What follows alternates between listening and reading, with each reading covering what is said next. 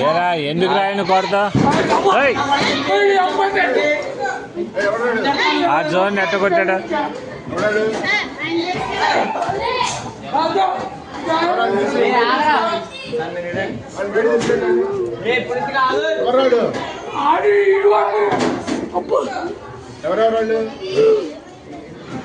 ఏరా దేనికి రా విధానం ఏంటి అసలు